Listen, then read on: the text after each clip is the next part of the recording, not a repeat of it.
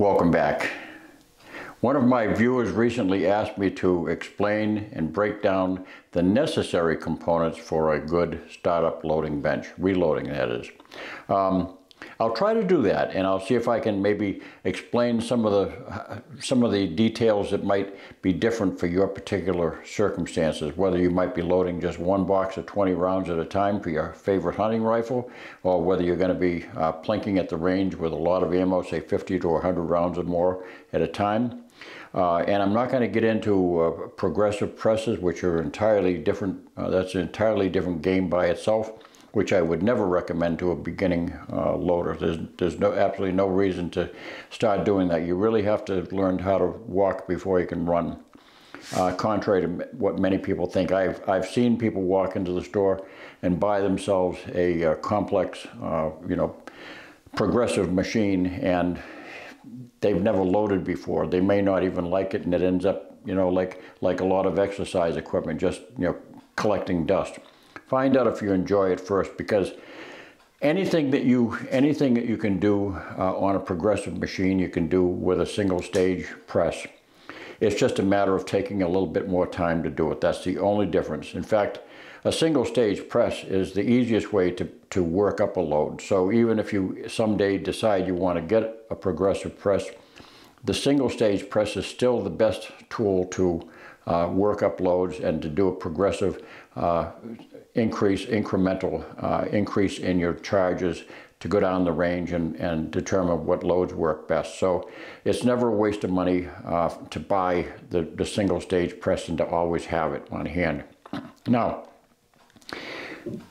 let's go over the essential equipment. I'm not gonna go off the rails and talk about things that you don't need. I've been reloading now for 55 years. A great number of those years, probably 35 of those years or more, I was using nothing but a single stage press, and I was loading extremely accurate ammunition with it. I've loaded with all the different all the different manufacturers of dies on the market. I'm talking about stuff that's not even made anymore, brands that have long gone out of business. But I've loaded on RCBS dies, I've loaded on Redding dies, you name it. There's all the different brands out there, and I've essentially, I'll explain what I've settled on and why. But I've been keeping it as simple as I can, even for myself. I'm a seasoned reloader and hand loader, and those are two separate. I classify those as two separate different endeavors. Reloading is basically restuffing the brass with one load after another, just basically to save money. Hand loading is, to me, a little bit more finite skill, where you're using all the different things that you can possibly do to produce more accurate ammunition. And so I would say that most people eventually end up someplace in between those two different realms. So the very first thing you have to have is a space to do it in. Don't think that you can start reloading by having a temporary work surface. I've seen people try to do that, and it becomes a frustration. If you're one day fixing engine parts on a workbench, and then you have to clear all that stuff off and put out your loading equipment, it doesn't work. You have to have a dedicated workspace. It doesn't have to be much. You can have my first loading bench was a 36-inch wide. I went down to a local cabinet making shop, and I asked him if he had any surplus cabinets, and he said he did. As a matter of fact, it was a corner cabinet that they had a couple of defects in, and they were going to throw it out, so he gave it to me. And that was my first loading bench. I just screwed down a piece of plywood on top of it, and affixed my press, and I put it in a back bedroom, and that was my loading setup for quite a few years, for about 7 or 8 years, and it did a nice job. But you have to have a dedicated workspace. The other thing you have to have is you got to have. This is not a piece of equipment, but I guarantee you absolutely have to have a quiet place to do it. You can't have your dog looking for attention and bumping into your hand as you're trying to measure powder. You can't have a cat jumping up in the middle of your loading block and spilling powder all over the place after you just got done, measuring them out or something. And you can't have little kids running around, because you're really working with things that are hazardous materials. You're working with primers and with powder that's flammable and all these things, and you really have to be able to put your mind right on what you're doing and without any distractions. So a work surface and a quiet place, those are the first two things. If you don't have that, I would not even begin to consider this. You really can't do it. And you really have to avoid any place that's a damp location, or some place where, it's just not safe to keep your components. A corner of your garage, if you've got a nice warm garage, and there's people that I know that have got a nice setup in the corner of their garage, and they can have all their components in a cabinet up above. That's a good place, but it's got to be a quiet, somewhat roomy place where you can move around a little bit, not too much, but you need to have at least 3 feet back and forth, and 3 or 4 feet left to right. So that's essential. Now, as far as equipment goes, it's all about, basically it boils down to having the dies and a press to use them. The dies are the heart of it. The die is, there are different dies for different purposes. For a rifle setup, it consists of 2 essential dies. One is a decapping and resizing die in one. So it punches out the old primer and resizes the die, resizes the case down to its factory dimensions. And that's important, because that means that the entire case is resized back to what it was originally. The other die is simply a bullet seating die. Now, the very first thing that many people ask if they've never reloaded before is, how much do I save? Well, you save somewhere on the order of about 45% over the years that I've been doing it. Every time I've calculated it, it always comes out to being a little bit less than half of the, I should say it costs a little bit more than half of the fully loaded factory ammunition. So I'll give you an example here using the .308 Winchester, and I was taking these prices off the internet, off of a particular online merchant, and I mean, the prices stun me now. I mean, this is 4 years ago when I was buying powder for $24.95 for a pound, and I thought that was expensive at the time, because it had just gone up from $19.95 to $22.95, and it jumped up to $25 a pound. Now it's up to $67 a pound. So, but these are the costs right now for the components from that particular distributor, and this does not include naturally the shipping charges, and with regard to primers and powder, there's hazmat fees involved. So unless you're buying a lot of components at a time, it behooves you to drive down to your local gun shop and buy them if you have one nearby. So here's the prices though. For bullets at 30, this is to reload, to replicate the Hornady Interlock 150 grain American Whitetail for 20 rounds of that particular load. It's a basic .308 round, and using those same bullets at 30 cents each, and primers at 10 cents each, and powder at 42 cents each for a particular powder, and that would be about average depending on how much goes into the case. And by the way, I'll just give you a little snippet here. A pound of powder contains 7,000 grains of powder. So if a load calls for 42 grains, you have to just divide the appropriate numbers and find out how much that round costs. Well, anyway, for the .308 using IMR 4064 powder for a maximum charge is 42 cents a piece. It breaks down, if you have your own brass, if you're reloading your own brass, it breaks down to $16 per round.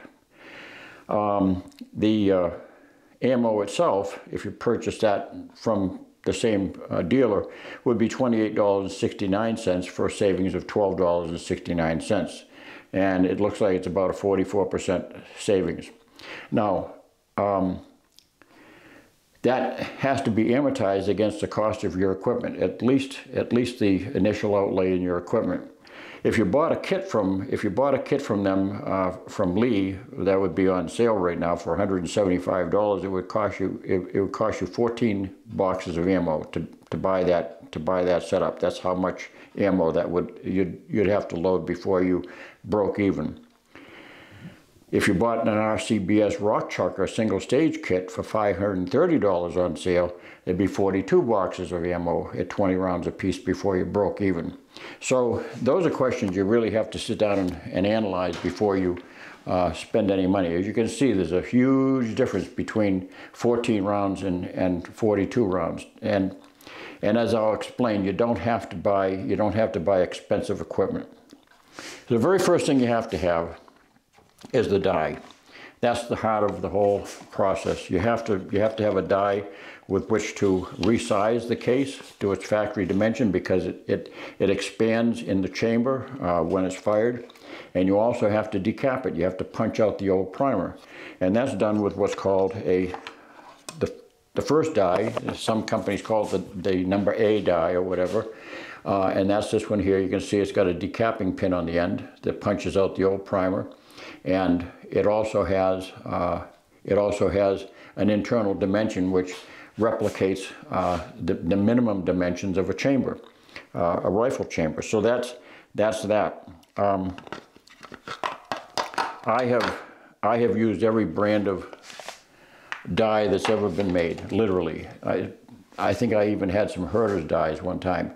Lyman dies, Redding dies, RCBS dies, and these Lee dies, they all do exactly the same thing. I think that the finish on the Lee dies is superior to anything I've ever seen. It's a beautiful polished finish, which, I think that is very helpful, when you're resizing cases.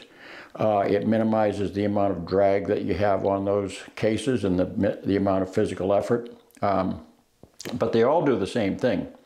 When they make them in their machinery, they're concentric as can be, because that's how a lathe works. A lathe is always concentric. So you're not going to have one die that's going to be more concentric than the other. Anybody who tries to tell you that is full of it.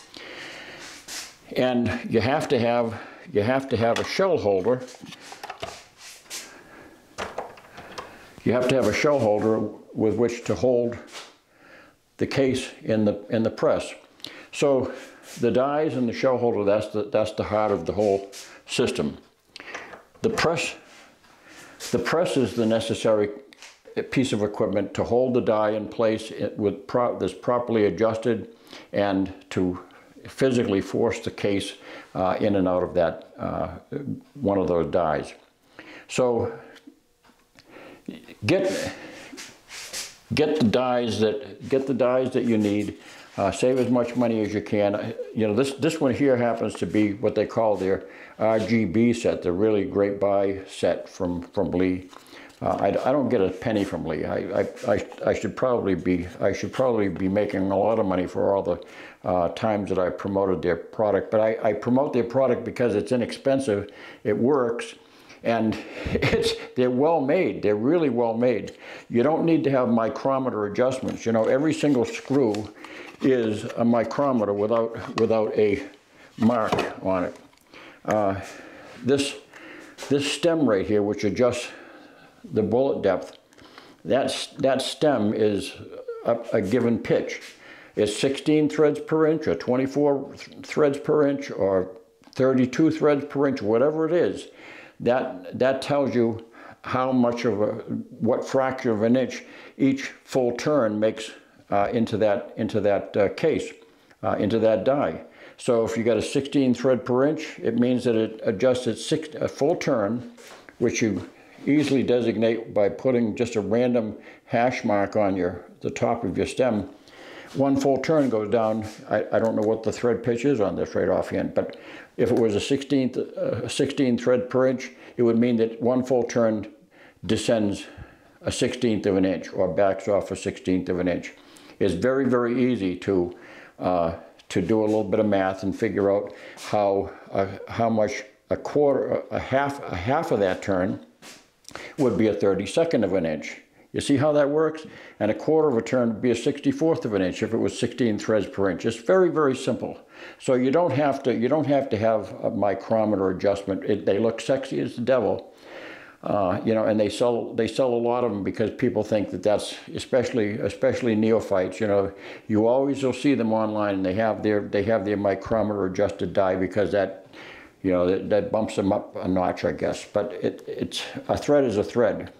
So that's how you micrometerize your own dies without having a micrometer. You just simply know what the thread turns per inch are.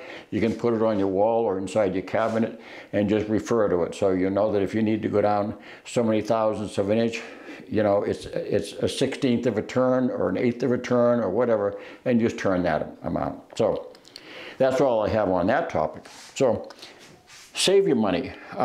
You can also, a worthwhile thing to have for some people, and this depends, you should watch my video about whether you should crimp or not crimp. You know, that's a whole nother topic that I'm not going to get into right now. But there are times to crimp, for instance, with an automatic rifle or any semi-automatic rifle, anything that has a vigorous cycling, that'll prevent the bullet from moving in the case when it's, you know, thrown into the chamber. So you can use a factory crimp die that Lee makes, and the factory crimp die will actually emboss that case into the bullet, whether it has a cannel or not. It'll actually make a crimp into that bullet. So that's that as far as dies are concerned. But don't spend more money than you have to. Don't think that you have to spend more money to get better dies. It doesn't work that way at all. They're all concentric. They all, you know, these have a great finish and the prices are right. And if you get the set, that's fully equipped, it comes with the shell holder. Now, once you've gotten the shell holder that size, for instance, if it's a number 2, let me see, where's the number 2 shell holder. You know, that's your standard shell holder that fits the 30-06, the 308, 243, anything with that same size, head size. A number 2 shell holder will fit, so you don't need to buy, the next time you go to buy dies, you can get away with buying the simple 2 die set that doesn't have the shell holder included, and you save a little bit of money. And that's a hint to save money. And if you know that you're not going to need the factory crimp die, you don't need to have that included in the kit. Those are all things that you can consider. So simple as it goes, get a good inexpensive set of dies. You have to have a press in order to push them in, push your cartridges into the die, because it requires some physical force to drive them in. So you have to have a press. What kind of a press do you get? You can get a very simple press. When you buy a press, you can decide from the outset whether you want to have a single stage press that accepts just one die at a time. All you do is you either unscrew it, or maybe there's a collet that fits permanently on the die and adjusted to the correct depth, and you drop it in and give it a quarter of a turn or something like that in a collet die. Those are handy to have. So you can make that decision whether or not you want to have a single station press, or you can have, as I have here on my Lee multi-station press. This is a semi-progressive press. It can be used as a single stage press or progressive press, whichever way I want. I can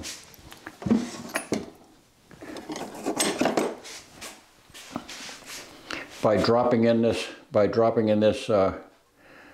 device right here, this stem that turns this, it turns this with each stroke. It turns at one station with each stroke of the press. It advances it. I can use it to reload. Say if I want to reload a whole bunch of 45 cases or 38 cases, I can just simply set it up with the powder dispenser on one of these stations, and it just goes right along, and it does for each stroke. it does one stage. So in other words, it takes four strokes to complete one case, which is pretty fast. Once you're moving along, that's a very, very handy system. But if I was reloading rifle cases, I would only need to have one die. That's a little bit more of an expense to buy that system, because each of these, you really need to have one of these dedicated for each particular cartridge. So you set them up with each of your dies in it adjusted, and all you do is just drop it in and you're ready to go. So that alleviates that setup time. So that's a little decision you can make for convenience. But a single stage or a semi-progressive press like that, they're not expensive. You can buy this Lee. You can buy this Lee. I don't know what the particular one is. This is the classic. It has the cast iron base. It's very, very strong. I've resized cases with that with the greatest of ease, no trouble whatsoever. Then you have to have a loading block.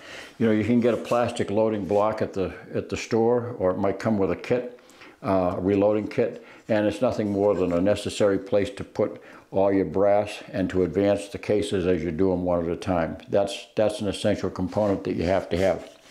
Again, now these, you can get some of this stuff in kit form, or you can jury rig your own. You can make up your own startup system. They work the same. It's simply a tool which applies leverage. Don't let anybody buffalo you about that. You can't make the case more concentric than the die will permit. Look online and see who's selling stuff like this. You know, you can go to Craigslist, and there's probably somebody in your neighborhood that's you know, selling off her late husband's stuff or something, and you might be able to find stuff in a yard sale. But you know, look around. Presses last forever. You know, I mean, unless they turn to a rusted hulk in somebody's basement or something, they don't go out of operation. They'll last forever. So that's your press, and I mentioned the loading block, your dies. You have to have a good way of measuring powder. That's essential. It can be as simple as the scoop that comes with the Lee dies. When you get a full set of Lee dies, you get a scoop that's a size for that particular cartridge, and the leaflet that comes with the dies will describe in detail exactly not only how to set the dies up, but it will it'll give you a loading chart that will give you the loading information necessary to use those scoops. Now, as a bit of information, these scoops are not designed to charge full house charges. These will charge less than maximum charges, usually minimum charges. And that's simply because, you know, they can very easily vary too much and go into dangerous pressure zones. So that's the easiest and cheapest way of just making, you know, plinking ammo that's very satisfactory. The late reloading writer Dean Grinnell, he used to use these on occasion, and he said that he could get within 0.2 of a grain just with a credit card, swiping it, letting the powder fill this up, and then swiping it off, and he could get within 0.2 of a grain, he said, with using those. So that's a little bit tedious, but you know, if you're only loading 20 rounds at a time and you want to give the hobby a try and stick with the basics, you can do that. There's nothing wrong with that whatsoever. But again, it's not going to be top loads. They're going to be just, you know, they're going to be the bottom loads in the book. So what book are we talking about? That's essential. You have to have a book. And again, we're going back to, you know, this is published by Lee also. Richard Lee, this is Modern Reloading. I like this. I have all the other different manuals on the market, you know, by the different bullet makers and everything. But what I like about this one is at a glance, I can see which powders develop the top loads, velocity-wise, in a particular bullet weight, because they're listed in order of velocity from the top down. So highest velocity with this particular bullet weight, and as you go down, and it really facilitates, just at a glance, seeing what powders are probably going to be the best if you're looking for top velocity or for the most economical powder. Always keep in mind that smaller powder charges have less recoil. And so if one particular powder requires 50 grains in order to get roughly the same velocity as another powder that requires only 46 grains, you know, the 46 grain is not only more cost effective, but it also has a lot less recoil, because that's part of the ejector. That's part of the stuff coming out of the end of the barrel that has the equal and opposite reaction as it comes back against your shoulder. So this is a good book to have, and it has a lot of useful information in the front. And it also gives you lead bullet. It gives you lead bullet data too.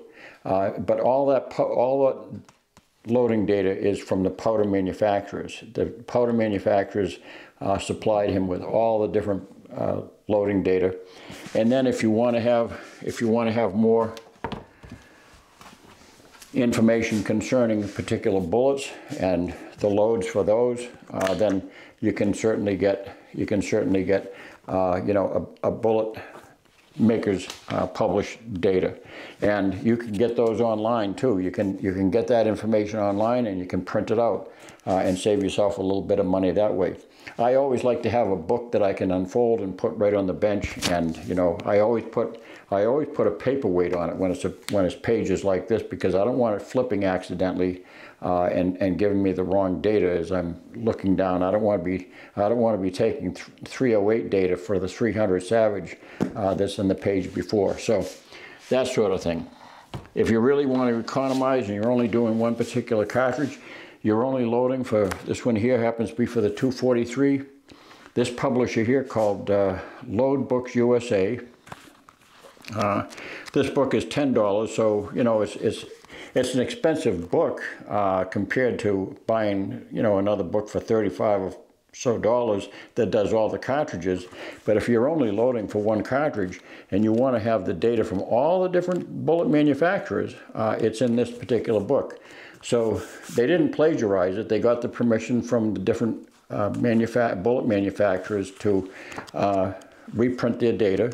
And as you can see, this is a page from Speer Bullets. So you know, you can get the page from Sierra Bullets, you can get the page from Barnes or whatever, and it's all Nosler. That's all in here. So you can get the, basically you're ripping off you're ripping off the data from all the different manuals in one little publication. So though they're expensive one at a time, it wouldn't make sense to buy one of these for every different cartridge you have. If you have a dozen different cartridges, that wouldn't be the way to go. But that's an option if you have only one or two rifles that you're reloading for. Trimming a case is going to be essential someday. After you've loaded 2 or 3 rounds, you're going to have cases will lengthen. Some cases will lengthen faster than others depending on the taper of the case and the shoulder angle and all those things that lend to stretching brass. But you can do as inexpensively as a snap gauge. This snap gauge right here, each one of these notches is sized for a particular cartridge case maximum length, that is. So if I stick this up in here, this one here happens to be correct for the 307 Winchester, 356 Winchester, 308 Winchester, 300 Rem SEU M, and so the overall length is 2.015. So this is called a snap gauge, and this will tell you if your case doesn't fit inside that assigned notch, then it's time to resize it, to trim it. It's probably going to behoove you at some point to get a micrometer. A micrometer does something else that's very, very essential, which is to measure your precise overall length, because the bullet manufacturers will, or that Lee book will cite what the overall length is for the particular bullet that's being used.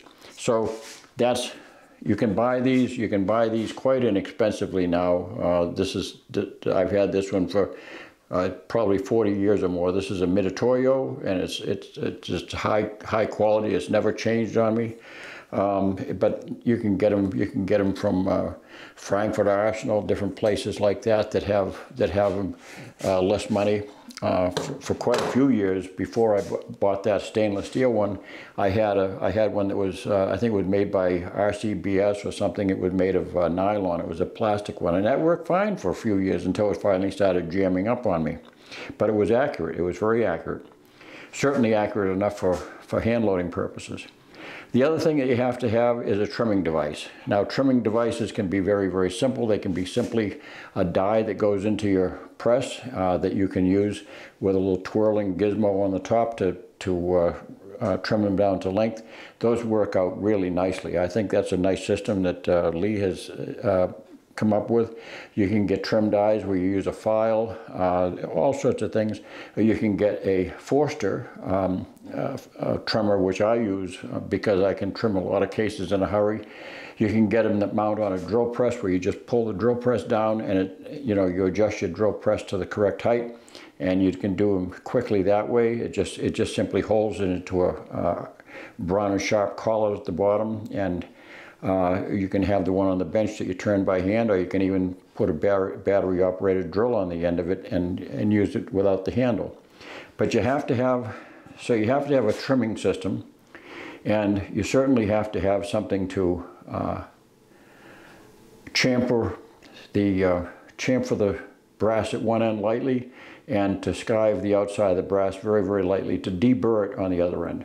Now this one here happens to be 55 years old. This one over 55 years old. This is a RCBS and it's made by L.E. Wilson. I'll tell you how durable it is. I've actually recrowned a few rifle barrels with this, where they had a defect at the end of the barrel in the crown. I just simply made a couple of turns with this and then buffed it up with, and that would make a whole nother video. But that just buffed it up with a brass screw and some valve grinding compound, and it chucked in a drill, and just polished and blued it afterwards. So you have to have one of these. Now you can get them that do the separate operations. They're just one end with a handle on it. But this one here, you do one, you flip it around, you do the other, or you can go across your whole block doing just the champering, and then go across the whole block doing just the deburring. Excuse me. And a scale. A scale is essential. You absolutely have to have a scale if you're not using a powder measure of that type. This powder measure here is measured off in cc's, and so like I say, that's very basic. But if you're going to do any serious reloading, you have to have a scale. Be very careful to buy a scale that's a good quality one. You don't have to buy one of those Hummers that magically hums and brings it up to the appropriate weight and everything. I consider those a huge waste of money. I proved in a video that I could take my trusty old Lyman beam scale, this one here, along with my old RCBS Uniflow powder measure, and I could load faster, a lot faster than waiting for one of those things to stop humming. By the time that thing goes, I've already weighed it, and I've already measured it out, and I've already put it on the scale and trickled the amount. So that brings up another little detail. In order to adjust your weights, if you don't want to, fuss around with a little, tiny, teaspoon or something, you want to have a powder trickler. And a powder trickler is just simply, if you want to make precise loads, if you just want to have very good, accurate loads using your powder measure, you can do that. Watch my video on using powder measures and scales. You can make superbly accurate ammunition, especially if you're using extruded powders, by using by using a powder measure, because the extruded powders are not that sensitive to weight. So, you know, you can be off by 1/10 or 2/10 of a grain if they are that far off. Usually they're not, but if they're off by 1/10 or 2/10, it doesn't make any difference. The ammunition that you buy in the store is all dropped from a powder measure. None of it's weighed. They don't weigh that stuff. I mean, I suppose there's some brands of ammo, you know, for the price that you're paying, maybe it is hand weighed. I don't know. But all the powder that you buy, all the loaded ammunition you buy, has all been dropped from a powder measure at high speed. It's just one after another, just dropped in place. So, you know, you don't have to have an expensive setup, a complicated setup with you know, a vibratory measure. It is essential to have a powder scale. You absolutely have to have a powder scale, because if you're not using this particular type of crude powder measure, you absolutely have to follow the directions to a T and put in the right amount. So whether you buy a digital scale like this one here happens to be, I certainly would recommend that you get one that has the DC plug option, that where you can plug it into the wall, because you're going to run out of batteries with them, and it's going to be at the most inappropriate time when you're halfway through your loading. So rather than constantly buying AA batteries or something, get the one that you can plug into the wall, and you'll be a lot happier. And make sure that it progressively comes up. In other words, as you add powder, make sure that it increases in weight. And read the reviews about it before you buy it, because, you know, if you're buying it online, there are some out there that when you put the pan on, nothing changes when you add powder. You have to put the powder, in other words, the whole thing only reacts one time. There are powder measures, there are scales out there that do that, and that's not the kind of scale that you want for reloading. It has to be allow you to do progressive increases in powder charge. So make sure you have a good space to put a bench where it's quiet and out of the way, and you don't want to be in a damp area. You want to have a relatively dry area that's not humid, because most of the components you're going to be using are carbon steel, and the carbon steel can rust, and you don't want to have that sort of thing going on. So to all my Patreon donors, thank you so much, and give me that thumbs up. I really would appreciate it. I can use that thumbs up. I need your support. And I just recently passed 200,000 subscribers, which is a big deal to me. I can't believe that I got to 200,000 subscribers in this 12 years of running. But there are people out there that have done it a lot better than me. They're making pizzas and all. This is a fairly small audience. People who do guns and reloading. We're a smaller component than the people who eat food. So anyway, thanks for watching. Don't forget to subscribe, and God bless.